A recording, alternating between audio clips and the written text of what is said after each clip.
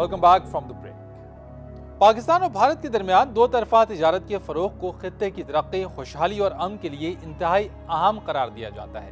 तकरीबन तमाम ही तज्जियाकार इस बात पर मुत्तफिक हैं कि इससे खित्ते में गुर्बत का खात्मा करने में दोनों ममालिक की बाहमी तिजारत दूरस किरदार अदा कर सकती है, लेकिन इस रास्ते में कई रुकावटें हैं जो मंजिल तक नहीं पहुंचने देती। वो रुकावटें आखिर हैं क्या और उन्हें किस तरह से दूर किया जा सकता है, इसी पर हम बात करेंगे। साबिक वजीर तिजारत हुमायूं अख्तर साहब हमारे साथ मौजूद हैं। हुमायूं अख्तर साहब, यूं तो भारत ने पाकिस्तान को पसंदीदा रियासत का दर्जा दे रखा है, लेकिन इसके बावजूद पाकिस्तान से भारत को बरामद होने वाली अशिया की मालियत भारत से दरामद होने वाली चीजों से बहुत कम है। आखिर इसकी बुनियादी वजह है क्या?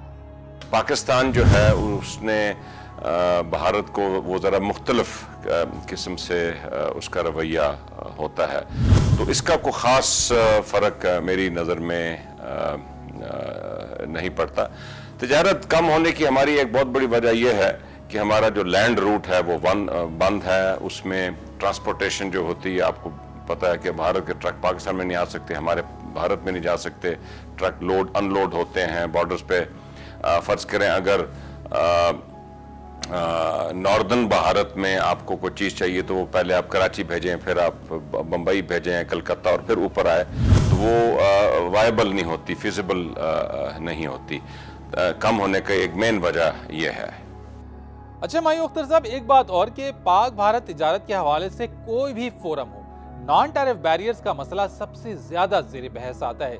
ये बताइएगा कि मसला कितना अहम है और इसके हल में रुकावटें आखिर हैं क्या? जी, भारत के मतलब एक तो बैरियर होता है ना कि आपने किसी मुल्क से अशिया आ रहे हैं उस पर ड्यूटी लगा दी। एक बैरियर ये होता है कि आप कहते हैं जी कि फलां टेस्ट पूरा करो, फलां कंडीशन मीट करो, फलां आपने बैंड कोई डाई लगा दी या ये लग दी। मुख्तलिफ ज़राए होते हैं उस चीज़ को पोर्ट पे रोकने के।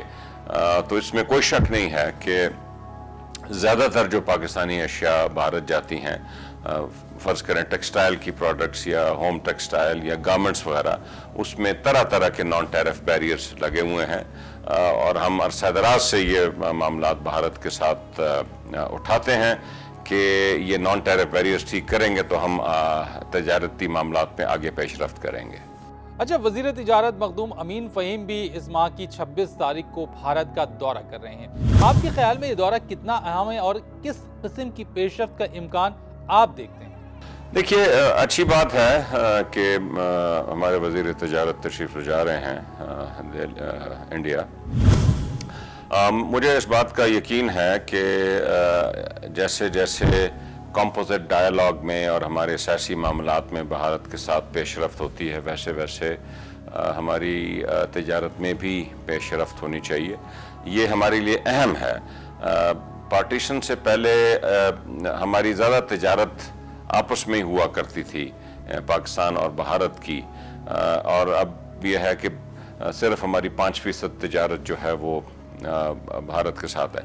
भारत ग्रो कर रहा है बड़ी तेज़ी से, उसकी इक़्तिसादी हालत बेहतर है, वो 8.5% पे ग्रो कर रहा है। सारी दुनिया भारत पहुंचने की कोशिश में है ताकि उस ग्रोथ से, उस पॉपुलेशन से फ़ायदा उठाए, और हमें भी ये फ़ायदा लाजमी उठाना चाहिए। तो पेशरफ्त मैं इस विजिट की इतनी कोई नहीं देखता, चंद चीज़ें होंगी।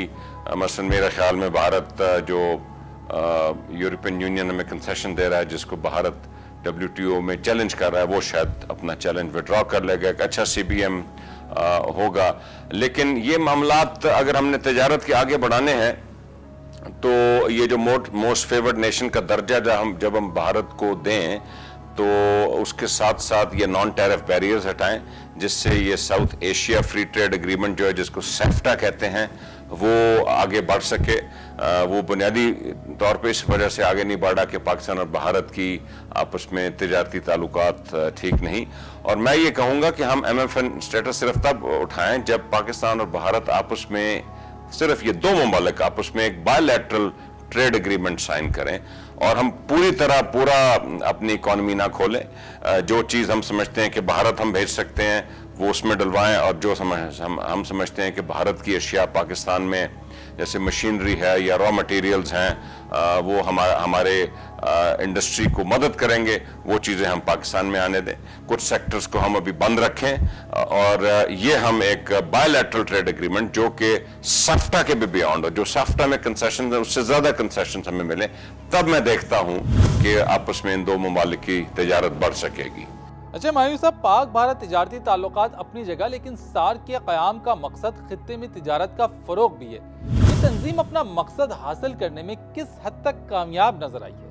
ये ज़्यादा कामयाब अभी तक नहीं है, क्योंकि देखिए नहीं, जो सार्क का बुनियादी मसला, हालांकि मैं सार्क के हक में हूँ, और जैसे मैंने कहा कि सार्क के तहत ये south Asia free trade agreement वजूद में आया, लेकिन इसमें बुनियादी रुकावट पाकिस्तान और भारत का तनाज़ा आता है।